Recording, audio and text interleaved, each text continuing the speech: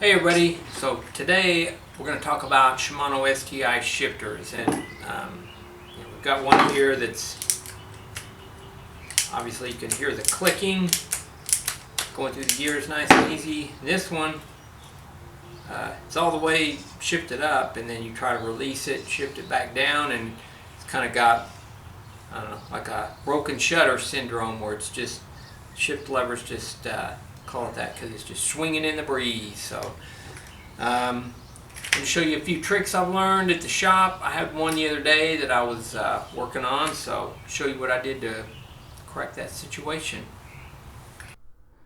This is generally my first plan of attack on dealing with these, and this is just it's a triple Shimano. It's a Ultegra 6600 9-speed with a triple there again on the front, but as you can see, I'm flipping the shifter here and stuck in the big ring, but can't get it to drop down because the little paw's not engaging on the small lever there. So I'm going to pull this back and just kind of tie it down so I can free up an extra hand. And typically what I'll do, any of the little openings there, I'll just shoot some using some WD-40 here. That's typically my first go-to penetrating or something to break up that thicker grease that's in there, the old grease that gums up and causes the basically the mechanics in there, the little mechanisms to stick. So basically I'll shoot some of that in. Sometimes I'll have to repeat this a couple times, but just kind of flick it around a little bit there, and then you can see right here it starts to engage, and it's grabbing hold and getting the old audible click, and goes ahead and drops down a ring there for the first time in a long time. So at this point I'll usually just work it around, maybe shift it 20 times or so till it feels pretty consistent. If it's still nothing's working at this point, I'll may get into a little more radical. Have to pull it off and soak it in the solvent tank. We've had good luck with hot boiling water, soak it in that a little bit, but usually I'll try to keep everything on the bike. If you have compressed air, blow it out. Word of warning, that old Shimano lube stinks pretty bad, so I want to do it in an open ventilated area.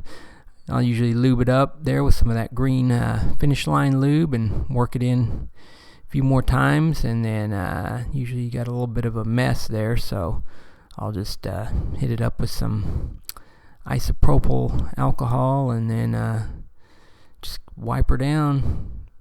Normally got it working. It's good to go at that point. One of the challenges with this type system is you can't really see the paws in there very well.